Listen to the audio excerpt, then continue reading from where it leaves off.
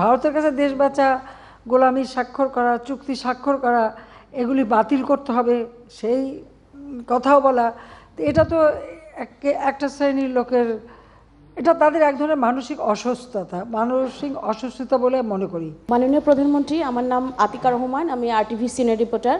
আপনার চীন সফরে আমরা দেখেছি বেশ কয়েকটি সমঝোতা স্মারক, চুক্তি এবং ঘোষণাপত্র স্বাক্ষর হয়েছে, এজন্য আপনাকে ধন্যবাদ। কিন্তু আমরা বেশ কিছু গণমাধ্যম এবং সামাজিক যোগাযোগ মাধ্যমে কিছু নেতিবাচক খবর দেখছি যে চীন সফরে বড় ধরনের প্রাপ্তি নেই এবং চীন সরকারের কাছ থেকে আমরা ঋণ সহায়তা পাচ্ছি না বড় ধরনের, এবং তারা অবকাঠামো উন্নয়ন সহ আমাদের যে উন্নয়নের অগ্রযাত্রা তাতে তারা বড় ধরনের ঋণ দিবে না। এই বিষয় নিয়ে আপনার মন্তব্য জানতে চাচ্ছি। ধন্যবাদ। আমি আমার বক্তব্য তো জানালাম, এই যে আমাদের 21টা সমঝোতা স্মারক এবং চুক্তি আমাদের চুক্তি করা হয়েছে, MOU স্বাক্ষর করা হয়েছে, সমঝোতা স্বাক্ষর করা হয়েছে, আবার কিছু নবায়নও করা হয়েছে। এখানে আছে 21টা, আর এদিকে আরও 7টা বিষয়। কাজে এইগুলি আমি জানি না যারা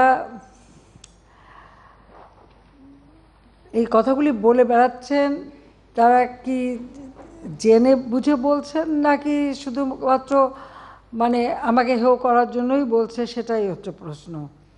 তার কারণ হচ্ছে যে আমি এটা খুব বেশি একটা গুরুত্ব দিই না, এই কারণে যে আমি তো সেই 81 সালে বাংলাদেশে আসার পর প্রতিটি ক্ষেত্রে এই ধরনের নেগেটিভ কথা শুনে অভ্যস্ত হয়ে গেছি। সবসময় আমার বুদ্ধি একটা গুজব ছড়ানো, নানা ধরনের কথা বলা, বলতে বলতে বলতে বলতে তাদের এত বেশি বলে যেটা যখন যারা বলছে বলতে দেন, এখানে আমার কিচ্ছু আসে যায় না। চীনের সাথে আমাদের, চীন কেন, আমি তার আগে ভারতে গেলাম, তাদের সাথে আমার সম্পর্ক বলে আসলে ভারতের কাছে দেশ বেঁচে দিছি, আর চীনে গেলাম বলে কিছুই দেয় নাই, তো এটা তো বলেই আসছে। আর ভারতের কাছে দেশ বাঁচা, গোলামি স্বাক্ষর করা, চুক্তি স্বাক্ষর করা, এগুলি বাতিল করতে হবে সেই কথাও বলা, এটা তো একটা শ্রেণীর লোকের, এটা তাদের এক ধরনের মানসিক অসুস্থতা বলে মনে করি। এটা সম্পূর্ণ মানসিক অসুস্থতা ছাড়া এভাবে বানোয়াট কথা কেউ বলতে পারে না। তাদের প্রতি করুণাই হয় আমার, তার বিরুদ্ধে কিছু বলার নাই।